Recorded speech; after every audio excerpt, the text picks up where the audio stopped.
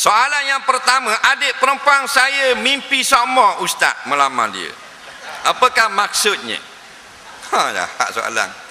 Adik perempuan saya mimpi ustaz melamar dia. Apakah maksudnya?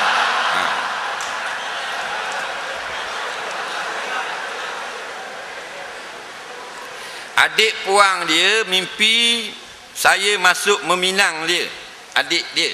Apakah maknanya? Maknanya awak akan jadi abang ipar saya. Bukan payah sangat, betul tak? Betul. Betul apa kan? Oh gitu tanya kau. Nah, takkan jadi pok tua jadi adik ipar. Soalan seterusnya, apa hukumnya makan di kedai yang apabila dilaungkan azan Jumaat, kedai terus beroperasi tanpa mempedulikannya? Baik.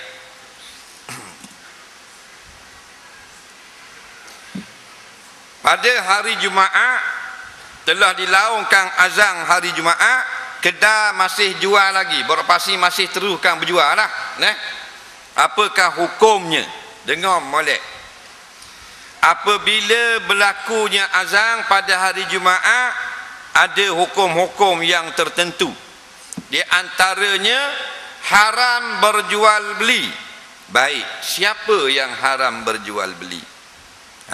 Bukan semua orang. Orang yang wajib sembahyang Jumaat. Nampak tak? Orang yang wajib sembahyang Jumaat saja haram berjual beli. Orang puang wajib tak? Maka orang puang tak haram berjual beli masa azan. Faham tak lagi?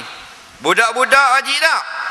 Budak tidak wajib, tidak haram berjual beli masa Jumaat. Nampak? Itu masalah. Yang haram hanyalah orang yang wajib hadir Jumaat. Jadi kalau tuang kedai orang puang, maka tukang beli orang puang, tak ada masalah. Iza nudiya lis-salat min yaumil Jumaah, bila diserukan azan, dilaungkan azan pada hari Jumaat, nampak tak? Fas'au ila zikrillah, bersegeralah kamu kepada sembahyang Jumaat. Wazarul baik, tinggalkan jual beli. Ulama-ulama tafsir mengatakan siapa yang kena tinggal jual beli?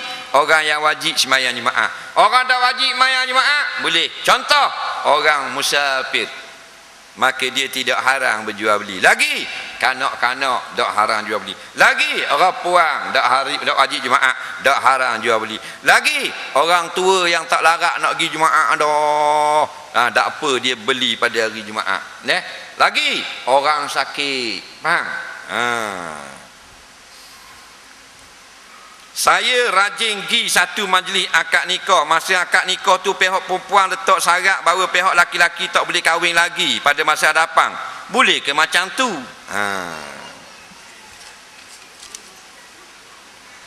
Baik.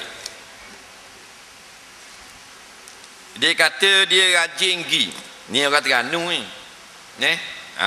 Dengar molek Terengganu rajin dia lain. Sini rajin lain. Bahasa tulisan sama je. Tapi makna lain. Kalau orang Terengganu kata saya rajin pergi, makna saya pernah pergi. Rajin Terengganu makna pernah saja. Bukan makna rajin di sini. Faham tak? Sini rajin makna lain tak? Rajin makna buat sokmo. Betul tak? Tidak malah. Rajin di Terengganu makna pernah saja. Mu rajin makan tak ikan suji, dia tanya. Mana mu pernah makan tak? Bahasa Terengganu. Dia lain sikit rajin. Jadi dia pergi majlis nikah, pihak pengantin perempuan buat syarat. Pengantin laki-laki tak boleh kahwin lain lepas kahwin dengan dia.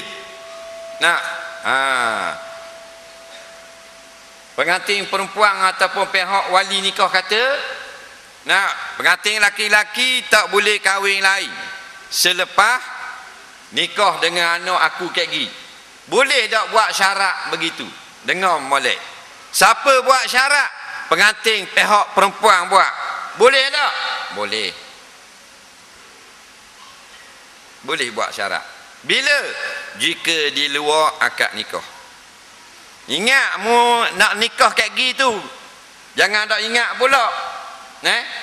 Mu tak boleh nikah dah seorang lagi, mu madukan aku dah boleh. Setuju tak? Kalau kita setuju lah, boleh akad nikah. Atau perempuan tu diri kata, abang, saya buat syarat nak nikah dengan saya, tak boleh nikah dengan orang lain. Tak boleh poligami. Abang dia kata, saya setuju dengan syarat tersebut. Hukumnya boleh. Dengar molek tak? Boleh dulu. Kemudian bila dah kahwin, ni nikah pula seorang lagi. Maka sah atau tidak, situ baru persoalan. Kalau tadi tak ada masalah. Kerana syarat kalau kita bersetuju tak ada masalah. Faham tak? Jadi bila dia kahwin seorang lagi, padahal belum nikah, janji dah tak mau kahwin, sah tak perkahwinan kedua? Semua ulama kata sah. Biar faham baik, sah. Dah dia buat syarat dah, dia kata tak mau kahwin, janji dah. Cuma suami berdosa kerana menyalahi janji. Perkahwinan kedua adalah sah. Nampak? Masuk dalam akad pun tidak sah. Kerana belum lagi kahwin. Bila belum kahwin tak ada. Dia bukan hukum suami. Gitu juga macam kita nak cerai bini orang, boleh tak? Kalau awak tak bayar hutang saya dalam masa seminggu, saya cerai bini awak. Jadi tak gitu? Waktu jangan cerai bini saya, tolong sama-sama bodoh. Mana boleh cerai bini orang, mu nak marah kuana pun tak boleh, raja tak boleh. Faham tak? Ni gitu juga. Abang janji tau, jangan kahwin lain tau. Janji apa janji? Maka dia menyalahi janji, hukumnya berdosa. Betul tak? Tapi perkahwinan dia sah. Jadi dah nak buat macam mana ni, apa Allah dak jadi pula, ingat ke boleh dah buat syarat gitu. Dah nak buat gua ni ustaz, tak mau bibi laki kita kahwin lain. Cukup senang. Faham tak? Maknanya sayanglah sungguh-sungguh suami kita sampai dia tak nampak lagi perempuan lain. Betul tak? Tu kan. Macam tadilah, kalau bangun tidur kejutkan abang kita, abang dekat nak subuh dah, bangun. Alhamdulillah bila bangun tiung tangan suami, selipar suami letak dah menghadap ke arah bilik air. Obat gigi duduk atas beruh dah, ni tualanya, tunggu dekat bilik air. Sudah tak lagi gonyoh-gonyoh tu. Faham tak? Sudah pula apa sejadah, pakai serban dan sekop pandai lah. Hidangkan breakfast. Tanya dia, kalau tak sedap komplain, saya boleh buat ni saja. Kemarin jepuk cucuk udang, hari ni cucuk ni pula, esok cucuk bilik. Saya jenis cucuk je boleh, orang lain tak pandai. Faham tak? Laki nak pergi kerja tu, pegang dia, ambil beg, masuk dalam kereta, piping tangan tu laki, bawa pergi kat kereta. Kalau hak motosikal, pergi siapa kat motor. Laki duduk atas motor, bini tolong buah helmet, tolong jeruk, kemas sikit. Nampak? Biar jelek tu lelaki. Kalau naik kereta, tolong buka pintu kereta, degung tutup. Seronok tak suami? Seronok tak? Bini kita atas sampai kereta, tolong buka pintu, dia masuk, kita masuk, dia tutup. Seronok tak? Dah ada tak dia buat gitu? Ada. Yilek wang gapa. Tu baru pagi nak. Tak sampai ke malam ni. Suami kita nak masuk dalam tu, kita nak tutup pintu, Assalamualaikum warahmatullahi, jalan hati-hati bang, jangan laju-laju. Ingat saya selalu buat kerja elok-elok, degung tutup pintu kereta. Best kalau gitu. Betul tak? Nak best lagi, nak senang comel lagi. Dok siapa kat tutup pintu. Bila si suami masuk dia gostang, bini pula tunjuk tangan. Belakang, kanan bang. Kanan. Pusing. Betul tak? Siapa suami dapat undur dengan molek nak, bila nak jalan buat keluar, buka tikak sikit, bagi RM1. Ada tak bini kita buat gitu? Ada. Kita siapa bila kereta kita jalan, kereta laki kita jalan, bini tata, selamat tinggal bang, hati-hati bang. Nak tengok ke side mirror, nampak lagi bini tata. Kau lebih lagi bini panjat tu atas pagar, I love you kata gitu. Nak kalau bini kita buat gitu, seronok tak kita? Seronok tak? Seronok, tapi tak ada. Nak tak ada nak cari dua mana. Kalau di rumah aku dah buat. Nah, nah, maka tambah orang lain lah. Tengok di beda, nampak muka bini. Tengok kamera ais, nampak muka bini. Bang, pasal apa? Bini pandai jaga suami. Nah, bila gitu, bini hitam nampak putih, hidung kepek nampak macung, dak comel nampak comel. Kerana pandai melayang. Nah, ni suami pergi kerja, dak tengok pun. Suami kata, abang pergi dulu ya. Macam kambing pak. Dak tengok pun, lipat baju. Mak, ayah lagi kerja. Nampak? Berat nak. Ada macam mana? Nak, suami pun tengok, oh dia jabat boleh tahan dia ni. Oh rumah aku jeng, oh ni bagus ni. Nak.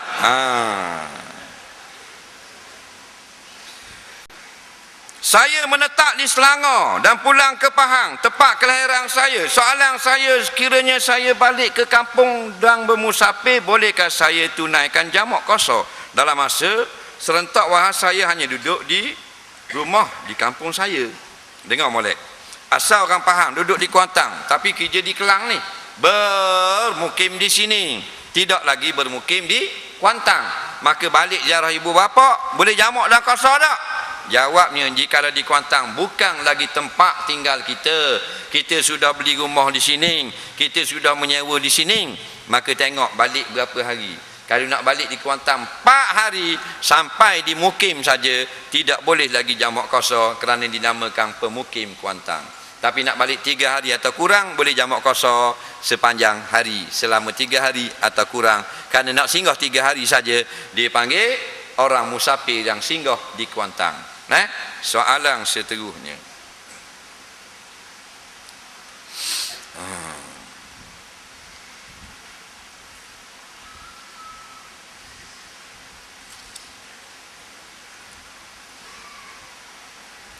Kawan saya tak boleh berjalan, mengalami kecederaan tulang belakang, tapi dia beruruk dengan seorang yang mendakwa dirinya ustaz, dan ada qadam, iaitu jin yang datang mengobat pada waktu malam ketika kawan saya tidur.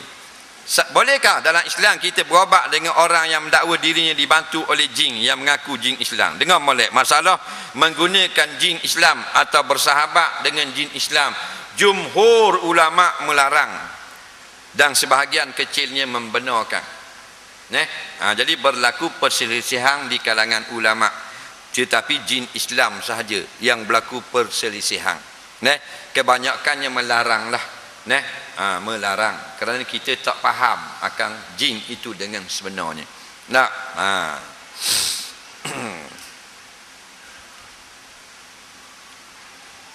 Kemudian soalan seterusnya, saya seorang anak ingin menunaikan haji umrah tapi ibu bapa, tapi kebajikan ibu bapa seolah diabaikan, tidak terjaga oleh anak tersebut. Bagi pendapat dengan molek, bila ibu bapa susah, anak-anak yang sudah berkahwin yang laki-laki wajib menjaga kebajikan, bukan anak perempuan, anak laki-laki. Faham? Anak laki, kita anak laki-laki, bila kita ada bini dan anak kita sekalipun, kalau ayah dan mak kita susah, wajib atas anak laki-laki. Anak perempuan dia wajib jaga suami dia. Faham? Jadi kalau kata mak ayah perlu 400 sebulan, kita ada 2 beradik, mesti kita kena cari 200 orang untuk bagi 400 sebulan. Nampak? Jadi begitulah, kadang-kadang kita duduk sibuk pergi ke Mekah, pergi umrah, pergi haji, pergi apa, kebajikan anak mak ayah tidak terjaga. Jadi hak pentingnya hak wajib. Maka umrah pun wajib, hak kali pertama macam haji. Begitu jugalah dengan jaga ibu bapa, maka didulukan ibu bapa lebih daripada wajib haji dan umrah dulu. Soalan seterusnya. Kadang-kadang saya berehat masa kerja. Saya kerja pejabat dan saya ambil harta kerajaan. Saya berniat untuk bayar dengan kerja lebih masa dan tidak tuntut wang overtime. Bolehkah begitu? Tak boleh. Dia nak kerja overtime. Katakan overtime dia RM10 sejam. Dia akan balik pukul 6. Kalau balik pukul 5 tak ada overtime. Dia akan buat overtime balik pukul 6. Tapi overtime dia tidak akan claim. Lepas tu dia nak ambil dakwah sebotol harga RM10. Ambil di rumah dia. Tak boleh. Faham? Kerana tidak ada muamalah yang sebenarnya. Hukumnya haram. Sama juga macam kita mencuri duit kita sendiri, haram juga. Faham? Curi duit sendiri haram. Faham tak? Tak faham tanya, tak tanya faham. Faham tak curi duit sendiri haram? Dia pinjam duit kita ataupun cicing kita. Faham tak? Katanya sehari saja nak buat nikah. Kita siang tengok, kita pergi pinjam cicing kita. Faham? Bila pinjam setahun dah beranak, tak atur balik pun cicing. Kita minta dia buat tak apa. Esok. Dak atur, faham tak? Kita tengok dia simpan dalam rumah dia atas almari. Malam tu kita naik curi. Faham tak? Ditangkap oleh polis. Undang-undang Islam masa itu kononnya telah terlaksana di Malaysia. Maka ditangkap oleh polis, dikenakan hukum takzir. Tak kena potong tangan. Sebab apa? Curi cincin sendiri tapi pecah masuk rumah orang tanpa sebenar. Nampak tak? Situ haram. Tak bukan curi duit kalau kau cek diri. Curi. Tu tak curi, tu bengong dia panggil. Faham tak? Lah kau cek diri nak curi buat benda lagi. Soalan seterusnya. Apakah makna Idul Fitri dan Idul Adha yang sebenar? Idul ni asalnya bahasa Arab. Ain, ya, dal. Idun, hari raya. Fitri itu hari raya berbuka puasa. Nampak tak? Mana hari raya puasa. Idul Adha, Idul hari raya atau raya. Adha makna korban, raya korban. Raya tu makna benda pula. Id tu maknanya ramai orang. Nampak? Sebab apa dia panggil hari raya? Hari raya ramai tak orang? Ramai. Faham? Ramai beraya. Kalau rumah kita tak ada orang tau. Tidur dari pagi sampai petang. Dah dari raya ramai tak? Penuh. Lepas tu bila siapa? JKK pula. Waalaikumsalam. Raya. Merari bawa dengan anak dengan cucu. Jadi raya bermakna ramai. Sebab tu kalau tempat ramai besar dipanggil raya. Pasar raya makna pasar tu ramai orang. Jalan tak ada orang dia tak panggil jalan raya. Jalan aja. Jalan raya ramai kereta lalu. Betul tak? Jadi raya makna ramai. Hak dak raya ada gak raya makna dak ramai. Je. Atu raya, atu se je.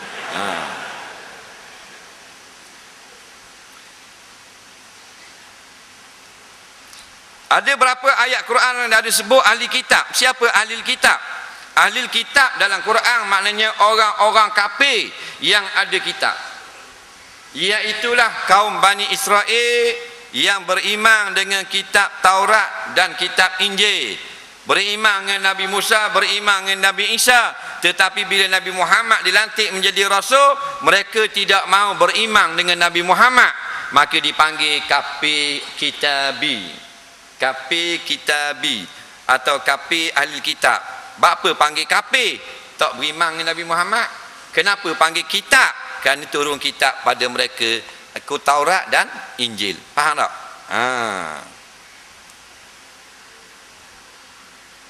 Sekiranya kita menjadi imam solat jenazah, adakah setiap bacaan dalam solat perlu dibaca dengan kuat?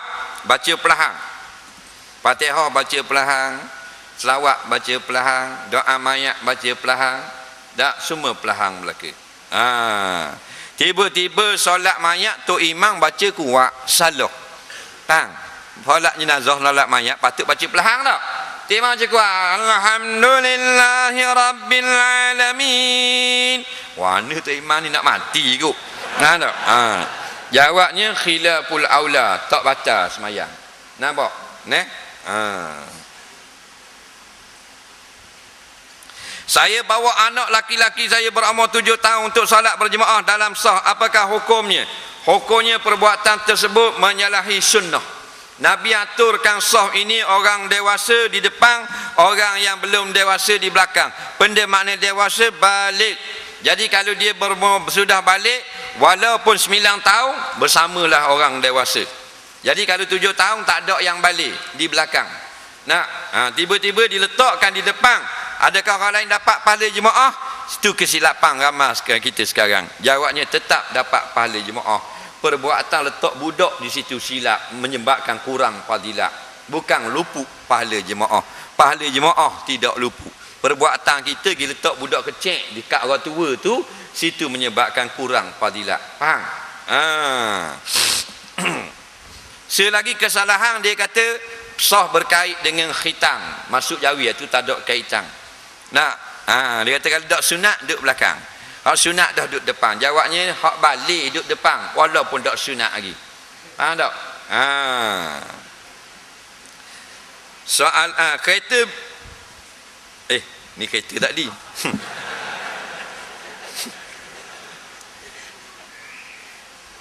Ada orang kata tindak tanduknya dapat arahan langsung daripada Allah.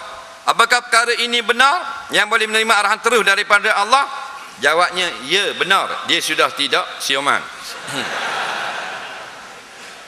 Dalam kitab-kitab akidah, kitab-kitab menyebut tentang tauhid, tentang i'tiqad ahli-sunnah wal jamaah, ulama-ulama berkata yang dapat berhubung secara langsung dengan Allah ialah malaikat yang tertentu dan para nabi dan para rasul juga yang dipilih oleh Allah. Tidak semua para rasul yang dibenarkan terus kepada Allah, sebahagiannya sahaja. Dua jenis saja, malaikat dan para nabi. Jadi ada orang dakwa dia boleh cakap dengan Allah dan sebagainya, ini dhal wa mudil, sesat lagi menyesatkan. Ramai sangat ni, jangan terpedaya, tolong. Ramai kita pernah jumpa seorang, dia ni memang dakwa, jenis dakwa tak. Dia kata gua ni dia boleh jumpa para nabi. Ni kemarin jumpa Nabi Adam, esok lagi jumpa Nabi Syuaib. Dia punya auta. Kita dengar tengok muka pun alamak, nak kata wali muka macam ke lah, kata lawa Zohbah lagi. Uduh muka. Dak semayang niat. Boleh jumpa hang tuah, boleh jumpa hang jebak, boleh jumpa hang likiu, hang nak pi mana boleh jumpa belaga. Boleh jumpa Nabi Khidir, jangan percaya orang gini. Ini adalah pembohong. Nampak? Akhir zaman. Ambil selipar lepuk atas muka dia. Ni tahu Nabi Khidir lepuk suti. Faham tak? Jangan percaya orang gini. Dia nak membodohkan orang. Kita bukan orang bodoh, kita orang cerdik. Faham?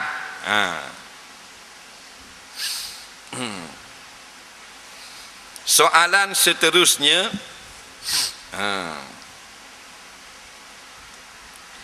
kalau pekerjaan kita culas dan lalai, orang kata haram bagi anak isteri, tapi macam mana nak menebusnya? Baktulah dengan bersedekah, beristighfar. Kita memohon ampun kepada Allah dan bersedekah. Sedekah ini adalah al-hasanat yang tuzhibus sayyiat. Hasanat menghilangkan kesalahan-kesalahan kita, mudah-mudahan yang kita buat di masa lalu. Innal hasanat yuzhibnas sayyiat. Sesungguhnya hasanat tuzhibnas sayyiat, dia akan memadamkan kesalahan-kesalahan kita. Maka ulama syorkan dalam kitab-kitab, kalau kita berasa banyak salah, banyaklah bersedekah, banyak menderma. Mudah-mudahan Allah ampunkan dosa kita dan bersihkan harta kita. Saya kerja bank konvensional, macam mana status rezeki saya, apa perlu saya buat? Dengar molek, masalah kerja dengan bank. Ulama-ulama telah bermesyuarat, ulama bunuk seluruh dunia. Kali pertama paling ramai berhimpun tahun 65 di Kahirah, membuat resolution, keputusan yang terlibat secara langsung dengan pinjaman hutang riba haram, yang tidak terlibat tidak haram. Kemudian pada tahun 85 sekali lagi dan tahun 89 sekali lagi, ratusan ulama tentang muamalat bank-bank ini berhimpun di Kuwait pula membuat keputusan yang sama, terlibat langsung memberi ke riba, terlibat secara langsung menjadi tukang tulis riba, maka tidak dimaafkan, tetap haram. Yang tidak terlibat maka tidak lagi haram pekerjaannya.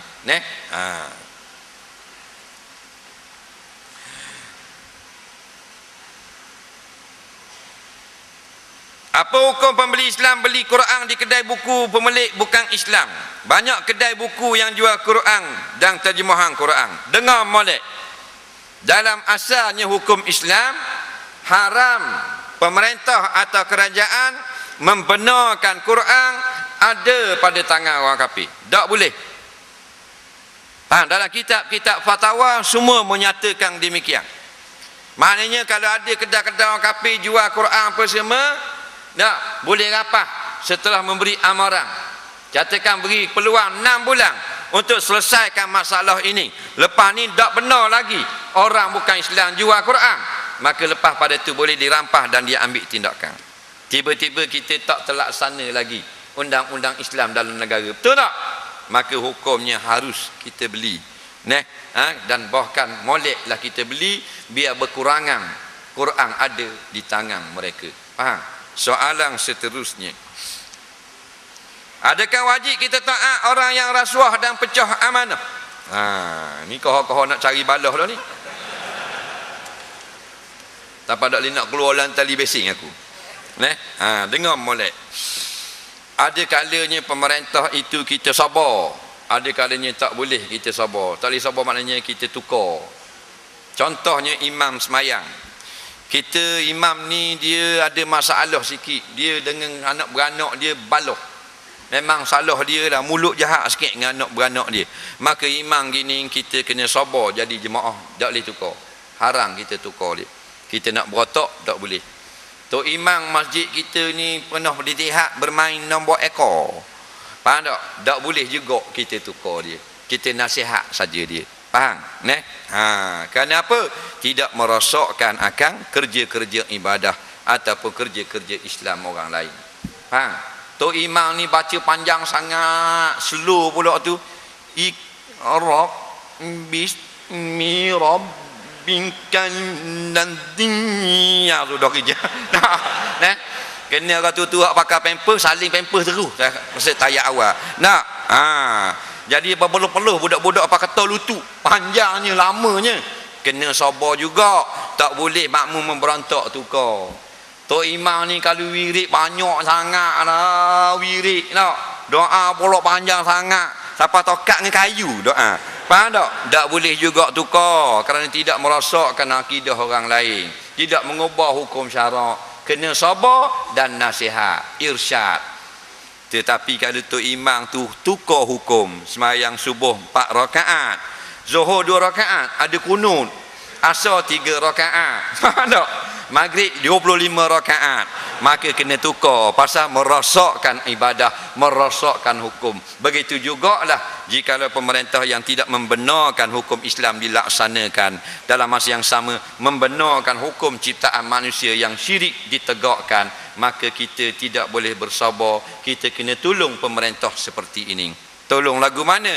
Dalam hadis kata unsuruz zalima wal mazlum, wahai umatku, tolonglah orang zalim dan yang berbuat zalim. Hei Rasulullah, orang kena zalim kami fahamlah, tolong. Orang yang zalim tolong lagu mana? Tolong hentikan kezaliman, turun dari jawatan dia. Nampak tak? Jadi kita suruh dia berhenti supaya dia kurang dosa kepada Allah. Faham tak lagi? Soalan seterusnya, hukum seorang isteri menghalang suami berkahwin lain sedangkan suami itu layak dari segi ekonomi dan syarak, seperti ingin mendapatkan zuriat hingga sanggup memilih perceraian. Orang puan ni suami dia layak, suami dia nak kahwin lain tapi dia tak benar. Dia kalau kahwin lain dia nak minta cerai. Dengar molek-molek, haram hukumnya seorang isteri minta cerai jika enggan bermadu. Dia hanya boleh meminta cerai setelah dimadukan, dia tidak diadili oleh suaminya. dia tidak diberi nafkah yang betul oleh suaminya, maka bolehlah ketika itu dia minta cerai. Faham? Batu sabarlah ke perempuan. Orang perempuan memang tak berdoa, minta bermadu. Orang perempuan memang tidak minta dia berpoligami suami dia. Tak? Jarang dia minta tak? Ya Allah ya Tuhanku, kurniakanlah aku madu, kurniakanlah aku madu. Tak ada doa gitu. Nah, tapi bila tiba-tiba dia bermadu juga, bersabarlah. Maknanya sabarlah. Kita tak minta, sabarlah. Ada tak orang minta anak sakit? Tak ada tak? Bila anak sakit, sabarlah. Jangan marah. Dah payung mah mana payung mah? Hadis payung mah tak ada, hadis payung mah. Tetapi jika isteri yang menyebabkan suaminya suka, faham tak? Isteri yang suaminya reda, maka bukan saja payung mah, rumah istana daripada mah di dalam syurga nanti. Betul tak? Tak usah sibuk payung. Istana mah dia boleh dapat. Nak? Payung dia hangat. Kita nak pakai payung mah tapi tak ada rumah. Duduk di payung. Tak? Nak buat benda. Baik rumah kayu, tak ada payung mah.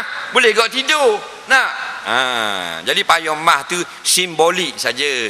Yang sebut dalam hadis, mana-mana isteri yang suaminya redha daripada dia, Allah beri dia pintu syurga, dia pilih mana nak masuk. Diam di dalam mahligai yang dibuat daripada emas, pitu daripada permata, gelang yang ketuk pitu daripada zamrud. Ni sebut dalam kitab-kitab hadis. Nak? Soalan seterusnya, kita ada masa 22 minit lagi, boleh? Tak apalah, malang ngelah dah ni. Firman Allah Ta'ala, fa'lam annahu la ilaha illallah, surah Muhammad. Apakah tuntutan fa'lam dalam ayat di atas? Terang secara ringkas. Fa'lam, alif ain lam, fa'lam, asa i'lam, alif ain lam mim, i'lam, amal. Mana hendaklah kamu ketahui. Masuk huruf fa'lam, alif itu dipanggil hamzah wasal. Nah, tidak berbaris, maka bacanya fa'lam. Maka hendaklah kamu ketahui. Setengah ulama mentafsirkan, jika dibaca dengan fa'lam dengan mufrad, maknanya fardu ain. Hendaklah kamu sekalian, setiap seorang mengetahui perkara ini. Nah, kalau fardu kifayah, fa'lamu, maka hendaklah sebahagian kamu mengetahui. Kalau fa'lam, maka setiap individu mesti mengetahui perkara ini. Maka setiap orang Islam hendaklah tahu tiada yang sebenarnya Tuhan melainkan Allah seorang jua, yang lain bukan Tuhan, yang lain tidak seperti Allah. Soalan seterusnya,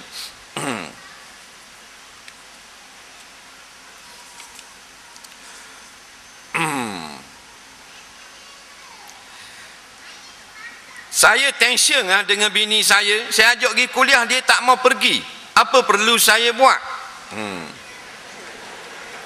Baik, seorang suami wajib mengajar isterinya apa yang wajib diketahui oleh setiap mukallaf daripada bab akidah, bab hukum hakam semayang, sah batal, taharah dan seumpamanya. Tetapi kata ulama, bila suami dia tidak mampu, maka dimaafkan dengan syarat hendaklah suami dia pergi belajar dan balik mengajar isteri dia. Pergi belajar dah suami, tapi jenis balik dah dia nak ajar. Kat masjid angguk ho apa rumah dah ingat pula. Jenis makan banyak. Maka hendaklah dibawa akan isteri itu pergi belajar yang mana mudah dengan dia. Tiba-tiba isteri pun tak boleh keluar, maka isteri yang demikian derhaka kepada suami, gugur nafkahnya pada hari itu. Faham tak? Isteri yang derhaka tidak diterima amal ibadahnya. Ingat, patulah kita janganlah kahwin untuk seronok, tapi ingat, kahwin untuk tunaikan tanggungjawab. Jadi kita start daripada awal biasanya mudah. Nak, sebab tu dia suruh cukup kepala budak-budak, belah mulut budak-budak tahnik umur 7 hari. Tak, kalau budak tu umur 70 tahun dah, kita nak belah mulut senang tak? Cik Imam nak belah mulut seorang, awak mari budak, bukan budak, tok saya. Tok gigi panjang-panjang ni oh. Tok Imam jolok nak masuk khemah, putus tangan Tok Imam. Faham tak? Jadi nak, maka kalau dari awal senang. Isteri kita jenis nak pada agama. Nak, tapi kita masa kahwin tak ingat agama. Sekarang baru nak insaf, baru nak ajak tu, maka isteri kita lihat, kita tanggunglah. Maknanya sabarlah, tanggunglah kesusahan tersebut. Akibat daripada salah kita sendiri, bukan salah bini kita. Bila bini jenis kerah kepala gining, bini jenis degil gining, jangan tengok jahat isteri, tengok jahat kita. Mungkin kita ada silap di masa lalu. Allah bayar cash di atas dunia, tak boleh kita susah di akhirat. Dia susahkan kita dalam dunia. Kena bersabar dengan isteri yang macam ni. Teruskan, nak teruskan ajak dia. Dia tak boleh pergi juga beli CD-CD pasang kaset biar dia dengar. Nak, dia suruh dia dengar, dia tak boleh. Dia nak tengok tali basing juga, nak tengok anugerah screen juga. Ambil parang kat dapur, belah 2 TV. Depan muka dia belah 2. Buat agak gitu sekali. Nak, takkannya jadi mahal sangat 300-400 TV. Nak, orang suruh dengar CD ngajar tak boleh, suruh gitu dengar kuliah pun tak boleh. Mu nak tengok anugerah screen, belah 2. Nak, kali ni aku belah palamu pula. Dia buat gitu pula. Boleh tak? Tak berani tak, dia besar pada saya. Masalah tu, berdoa setiap kali lepas mayang, jangan putus asa. Faham? Untuk isteri kita. Apa hukum bunuh anjing yang berkeliaran di kawasan rumah saya dengan cara beri makan campur racun supaya mati slow-slow? Anjing ni makan ayam, ternakan, gigit kasus lipat. Bolehkah cadangkan cara terbaik membunuh anjing? Anjing ni tak gigit dia, gigit selipar dia. Boleh bunuh tak? 2 jenis anjing yang disunatkan bunuh. Anjing gila, bawa penyakit. Anjing gila kan? Gila cakap seorang je, gila. Nah. Yang kedua, anjing yang menggigit orang, memudaratkan orang ramai, maka sunat bunuh. Nah, maka anjing-anjing lain tak sunat bunuh.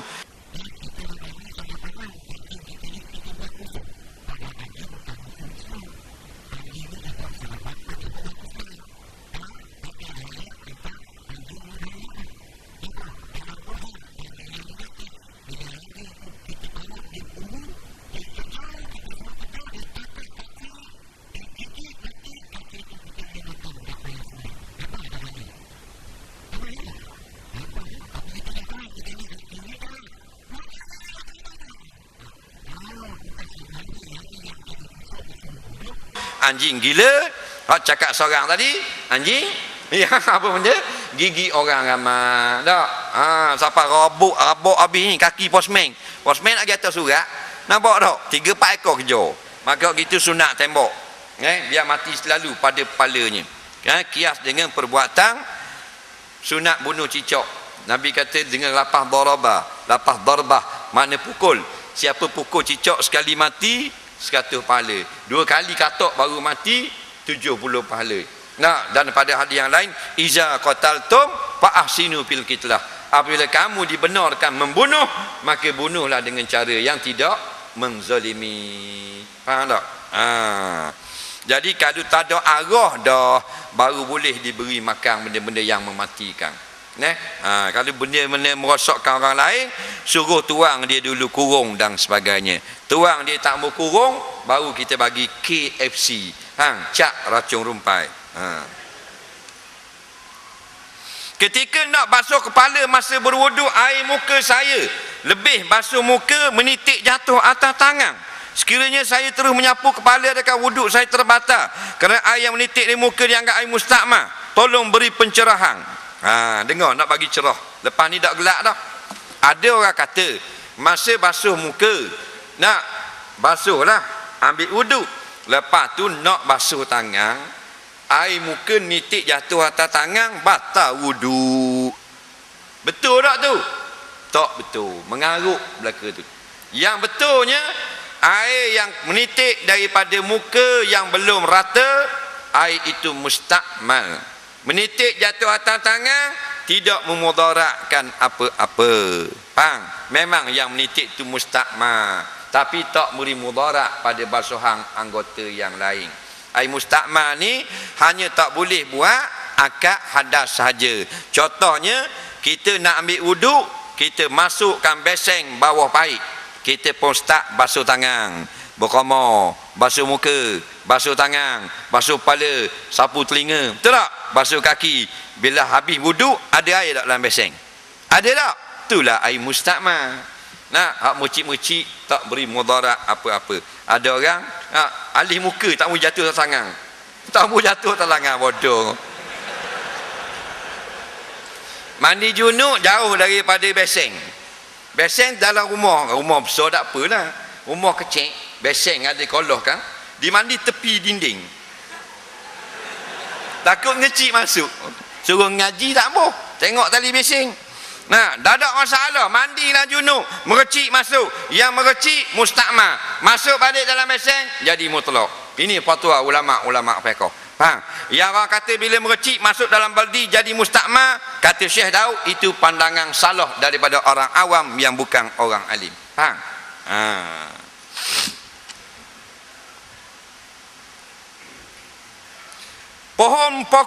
Dahan pokok mangga jiran saya masuk dalam rumah saya. Buahnya banyak dan menggoda selera saya. Apakah perlu keizinan dari jiran untuk makan buah mangga yang masuk dalam kawasan saya? Sila jelaskan. Dia ni kira nak makan free. Dia rumah sebelah ni ada pokok mangga, tapi ke rumah sebelah tu dekat dengan dahan, dekat dengan dinding, jadi daunnya biasanya tak naik ke dinding. Dia akan condong sebelah kosong. Sebelah kosong ni pagar rumah orang. Nah, memang dia gitu. Dia akan banyak ke rumah jiran. Pasal rumah dia ada dinding. Maka banyaklah buah masuk dalam pagar. Dia ukur dulu, tengok. Oh, kawasan aku ni.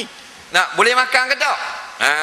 Kawan dia ditanya dah. Kawan dia jawab, rezeki jangan ditolak. Kawan dia ada tanduk. Maka kita nak jawab senang saja. Kita tukar tuang punya pokok dan tuang punya rumah. Awak jadi tuang buah, rumah kawan awak tadi jiran jadi awak. Sekarang macam mana? Suka tak jiran awak makan awak punya buah yang masuk sebelah sana? Suka tak? Suka? Ada orang lain gitu kau. Faham lagi? Dapat lagi jawapan? Dapat tak? Tu cara dia Islam. Nak? Sebab itulah orang jual buah di tepi-tepi jalan. Untuk orang-orang yang kebuluran nak tengok buah orang, tetapi takut pada Allah, maka ada jual di tepi jalan. Betul tak? Belilah di situ dan makanlah sebanyak-banyaknya. Halal tak? Halal. Faham tu soalan awak kelakar sikit. Apa hukum menyambut awal Muharram? Telah dijawab oleh ulama-ulama muktabar, bukan ustaz muktabar, ulama yang muktabar. Tidak ada salahnya. Dengan syarat jangan kita anggap itu adalah satu perayaan yang mesti dirayakan. Kita rayakan supaya nak ingatkan orang yang sudah lupa kepada sejarah dan kebesaran Islam itu sendiri, maka tidak menjadi kesalahan. Soalan seterusnya, kita ada masa 16 minit 60 saat lagi. Bagaimana nak khusyuk dalam solat? Khusyuk dalam solat ni banyak sangat martabat. Yang paling mudah, mula-mula sekali Nabi kata, diam anggota, semayang diam, jangan gerak dulu. Sebab Nabi kata ada seorang laki-laki jari dia bermain-main jari, duk main jari masa semayang. Nabi kata kalau dia khusyuk nescaya diam jari dia. Berlatih diam dulu. Berlatih duduk diam, dia jangan bergerak-gerak. Tak? Ni setengah orang kau apa benda ni? Garu sokmo, duk macam beruk mak ye. Tak? Pakai jubah tapi bodoh. Dalam bab garu, jikalau kalau gatal itu mengganggu ketenangan solat kita, maka boleh kita garu. Tapi kalau rasa sedikit, jangan garu. Makruh hukum ni. Faham tak? Rasa sikit nak garu, rasa sikit nak garu. Dia kalau tak garu terganggu khusyuk, maka garulah dengan jari. Tidak batal. Ada orang garu batal ni. Nak batal terus 3 kali turut-turut. Nampak? Banyak pergerakan. Sudah batal sembahyang. Garu dengan jari tak ada masalah. Seminggu tak apa. Kerok. Faham tak? Yang kedua, perhatikan apa yang kita baca. Nak? Bismillahirrahmanirrahim. Dengan nama Allah yang Maha Murah lagi kasih sayang. Alhamdulillahirabbilalamin. Segala puji bagi Allah Tuhan sekalian alam. Ar-Rahmanir-Rahim, lagi kasih sayang, lagi pemurah. Gitu dia. Nak amal hak tu dulu. Nanti akan datang rasa sejuk, rasa takwa, rasa rendah diri dan sebagainya, kediam. Takkan naik martabak lalu.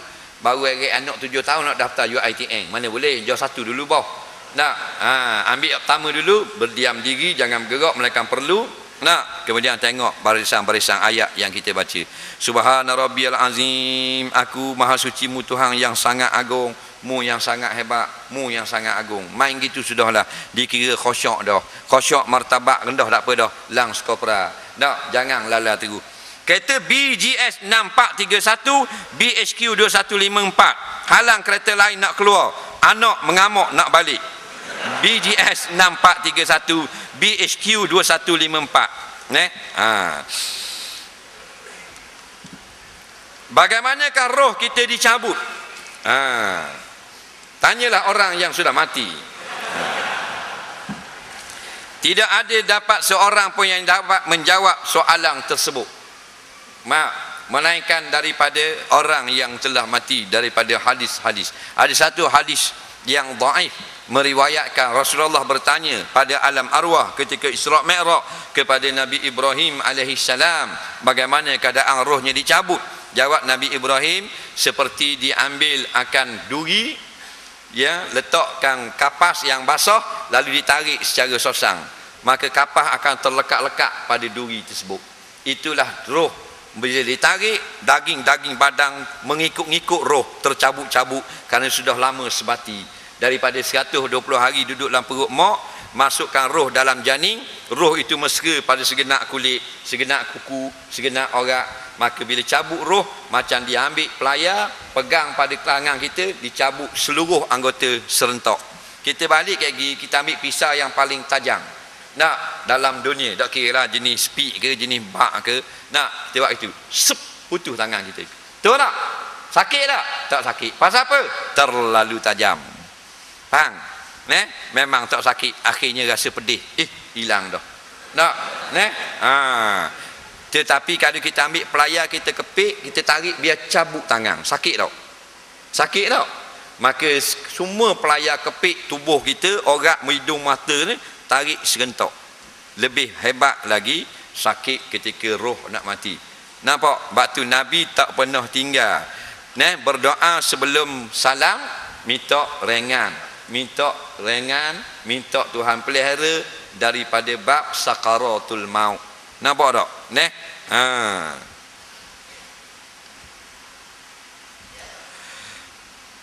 Saya nak belajar agama, dari mana saya ingin mula? Apakah jenis-jenis ilmu yang perlu dipelajari? Terima kasih. Ulama menggariskan 3 ilmu yang wajib, fardu ain. Yang pertama, ilmu tentang tauhid supaya sah iman kita. Yang kedua, ilmu mengerjakan amal ibadat, belajar bab sembahyang, bab berwuduk, mandi junub, najis dan sebagainya, dia panggil ilmu fiqh. Yang ketiga, ilmu akhlak atau ilmu adab, orang ini panggil ilmu tasawuf. Kita kena perangai-perangai yang tak molek, supaya kita buang perangai-perangai tak molek dari diri kita.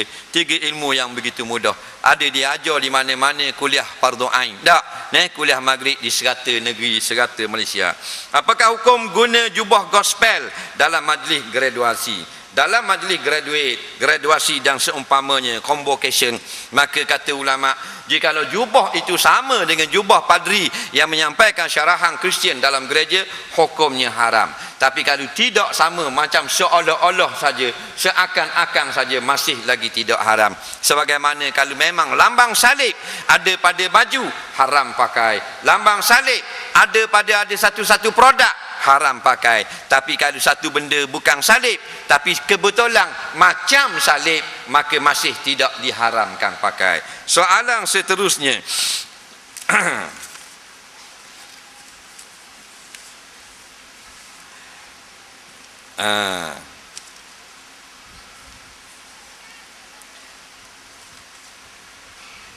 Suara adalah aurat bagi perempuan. Masa kini banyak dapat perkumpulan perempuan majlis baca Yasin marhaban dan suara yang lantang guna pembesar suara.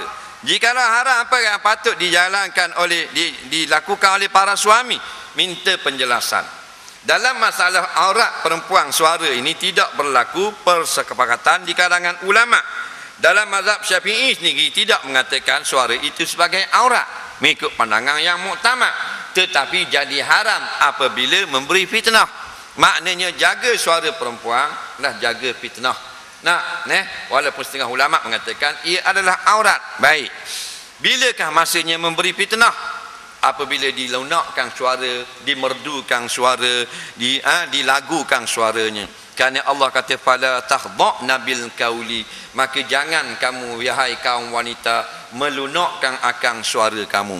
Sebab itulah kalau orang jual beli tak haram kerana dia bukan menyanyi. Kita tanya, "Mek, rambutan ni berapa sekilo?" Orang budak puang jual rambutan tepi jalan. Budak puang awet pun jawab, "Rambutan ni sekilo RM3." Ambil 3 kilo murah ni start air 3 kilo RM60. Sekilo RM3. Tak?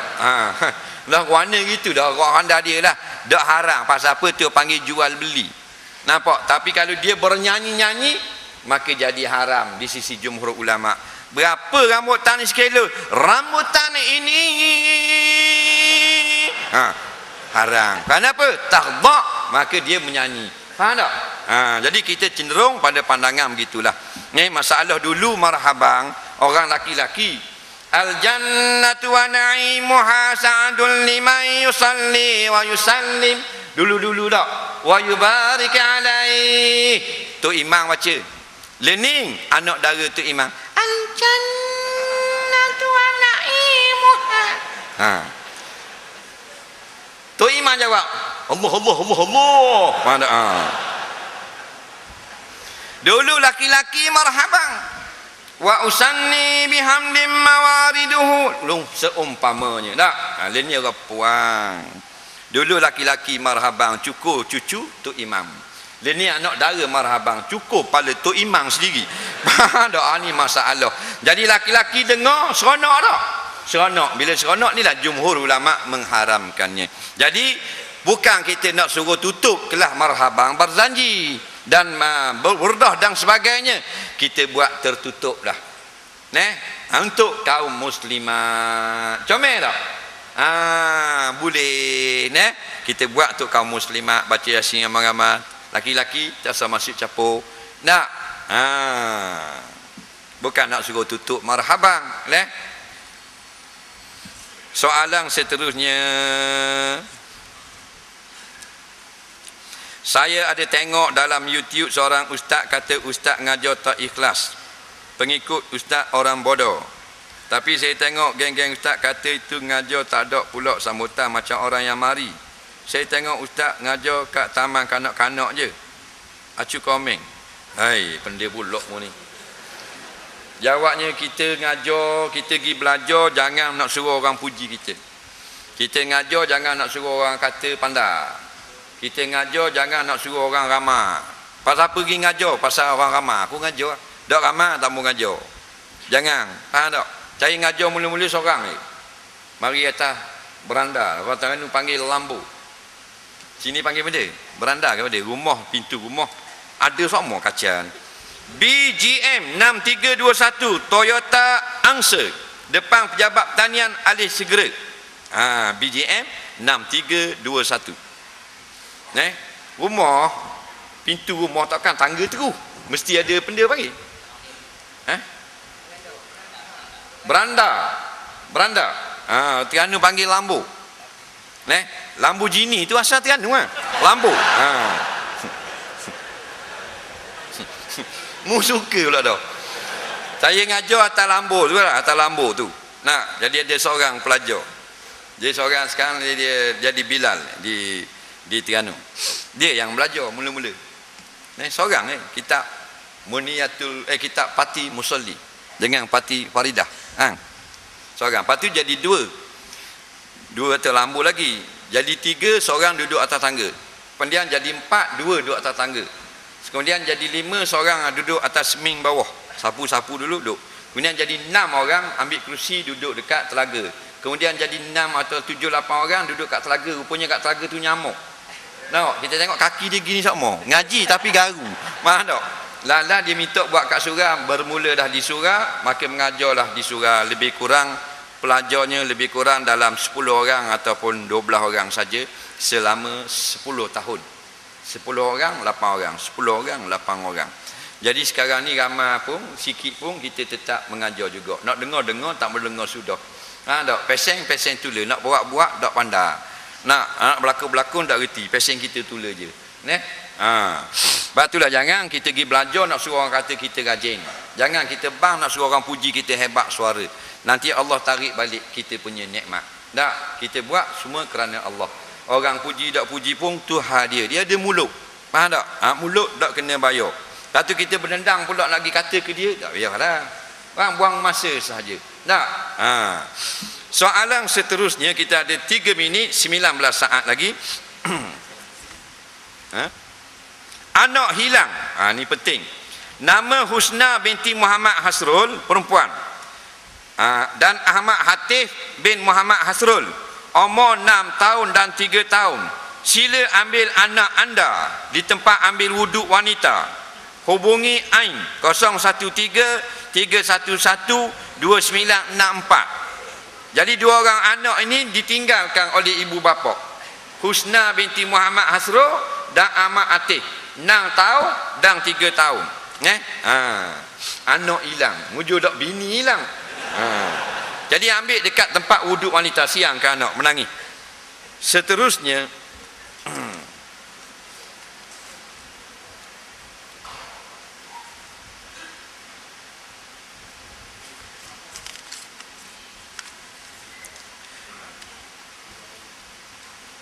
saya kerja di sebagai kerani di kilang gas di Westport.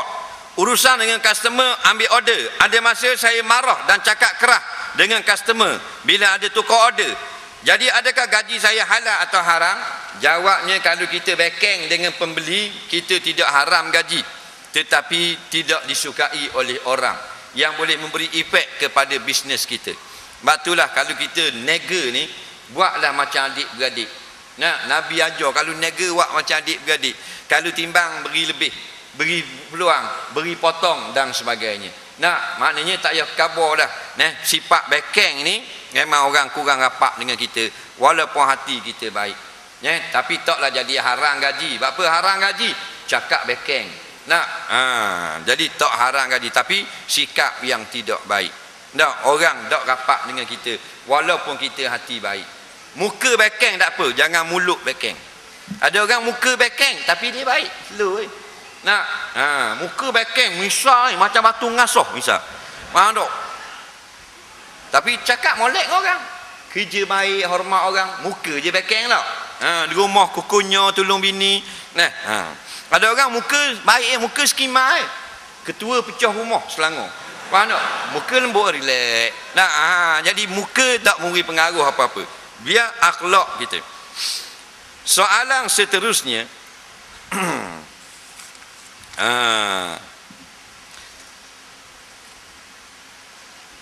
Saya menguruskan sebuah projek batik Terengganu bernilai 20,000 lebih di sekolah saya. Lepas kain itu diserahkan, timbul komplain cikgu. Antara corak di dalam kain itu corak kain bunga ros besar dan kecil dan corak abstrak. Corak abstrak itu yang dikatakan seakan nyamuk. Ada yang katakan apa patung, ada yang kata rama-rama. Kalau tengok tak nampak apa binatang pun. Ada kata kain itu bila dibuat baju tak boleh bawa solat sebab ada corak binatang.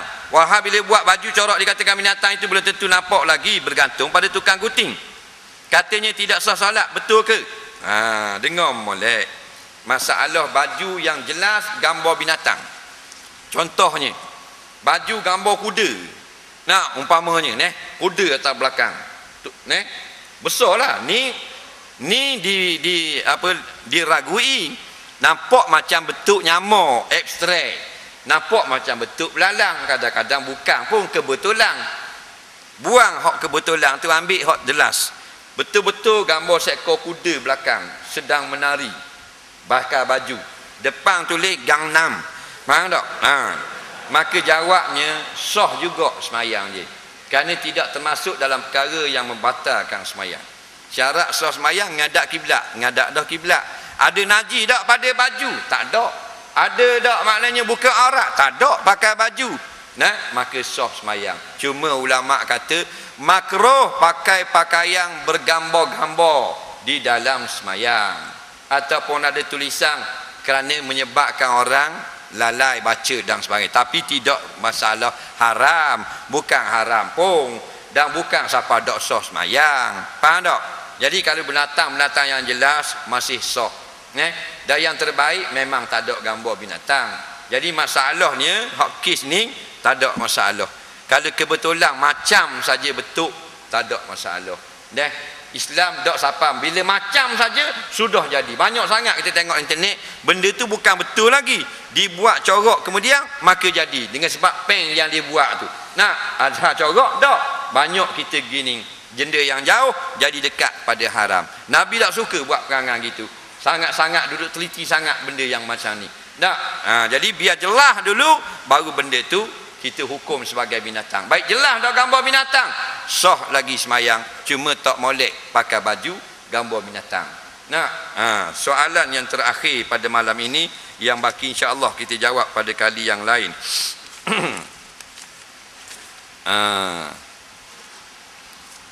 Saya tengok ada kesan tapak kaki anjing di lantai surau. Adakah kita perlu samak atau tidak?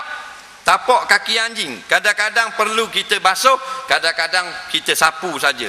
Contohnya tapak kaki itu berbentuk debu. Debu tu di jalan atas pasir debu, kemudian dipijak atas latar masjid, maka sapu sahaja sudah memadai kerana dia kering yang tidak melekat. Kadang-kadang dia melekat seperti seluk, maka wajib kena basuh dengan air tanah. Kita buang dulu dengan kayu, tanggalkan seluk tu, lalukan air tanah sekali. Faham?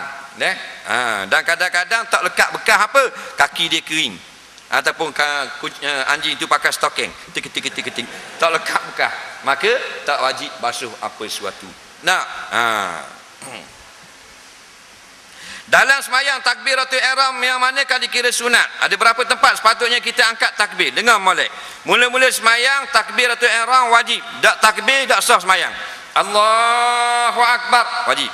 Lepas tu nak rakaat, Allahu akbar sunat. Bangun pada rakaat, sami Allahu liman hamidah, dua yang sunat. Kemudian nak sujud tak ada. Bangun rakaat yang ketiga baru ada Allahu akbar.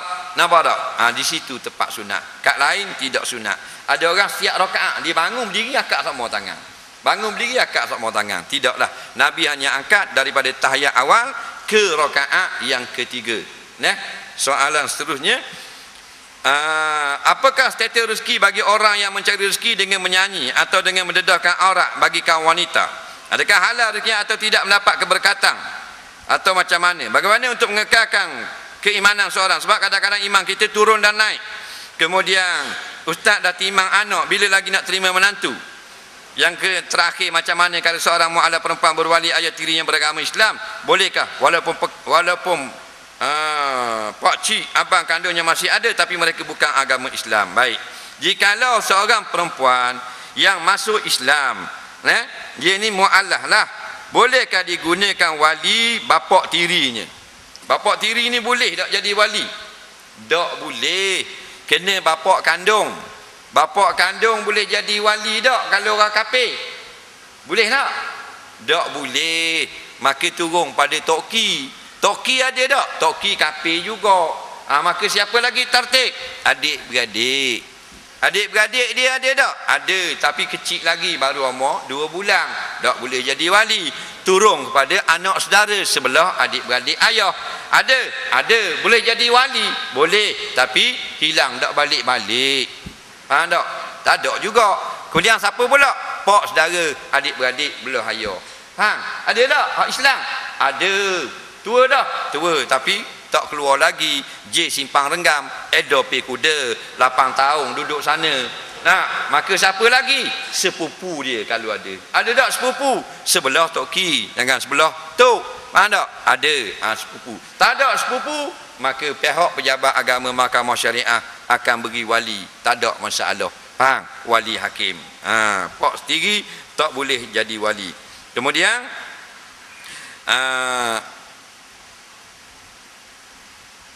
Bagaimana nak mengekalkan keimanan seseorang? Iman ini kita kekalkan dengan ibadat, dengan kerja-kerja. Buat kerja. Mana tak? Jangan tak buat. Buat kerja-kerja agama. Nah, macam tadilah berderma, bersedekah, tolong orang, semayang, berjemaah, buat kerja-kerja Islam. Nah, maka iman itu dia jaga. Dia ada semua. Tapi kadang-kadang takut-takut cakap kita tak sedar.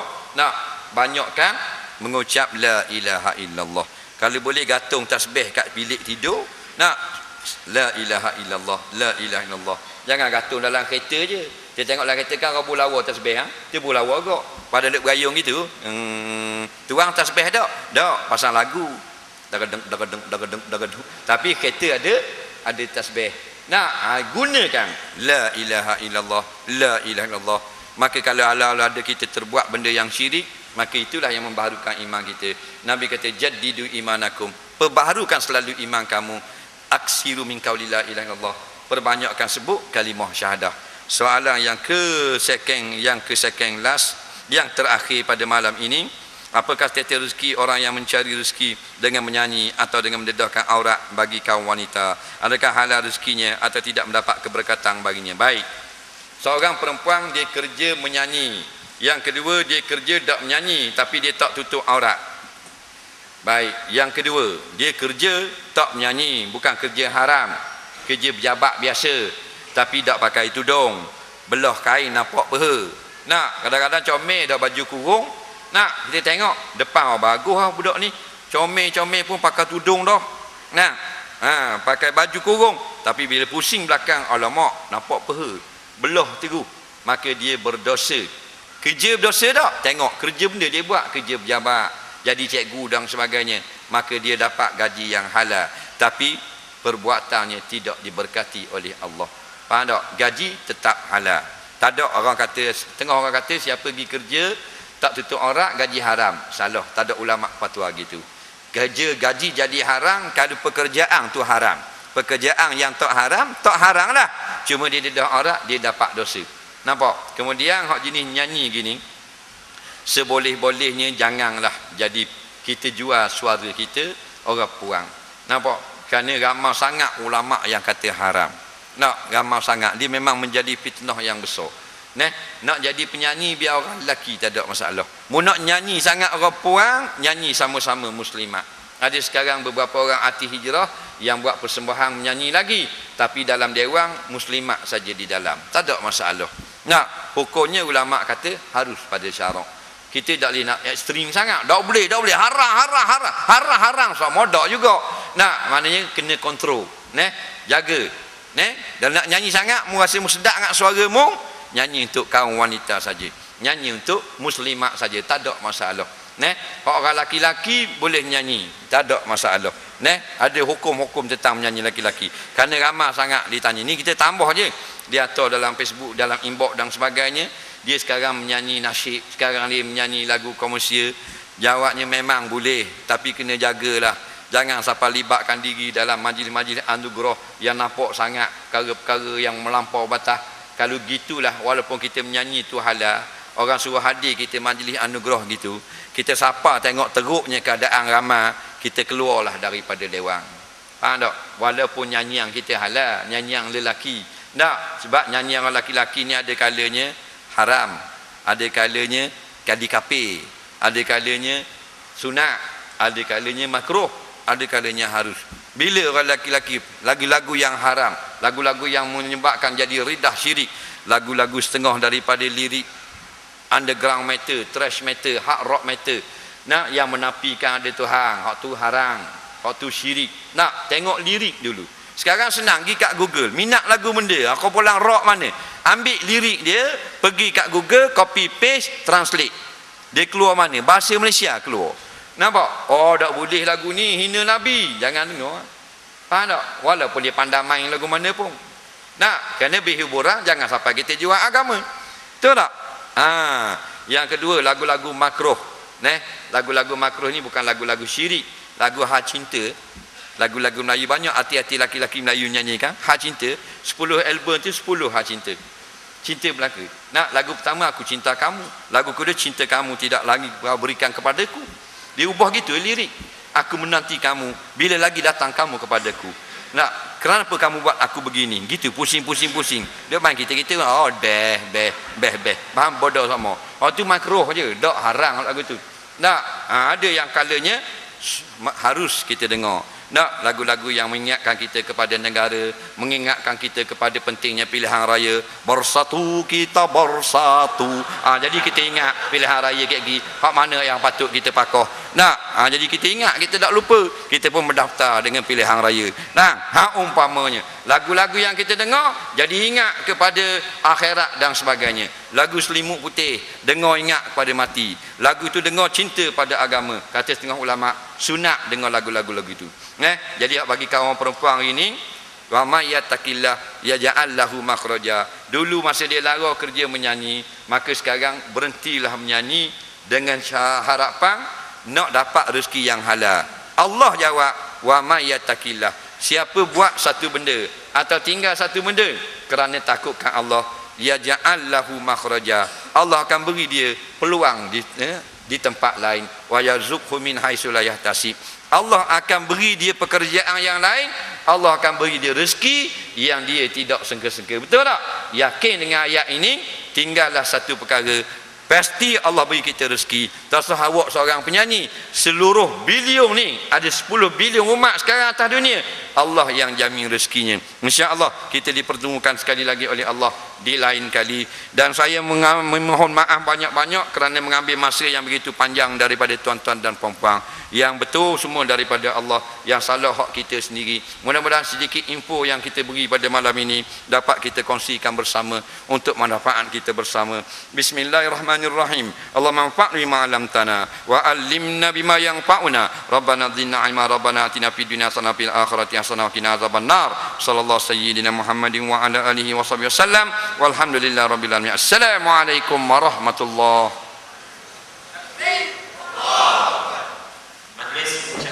Hai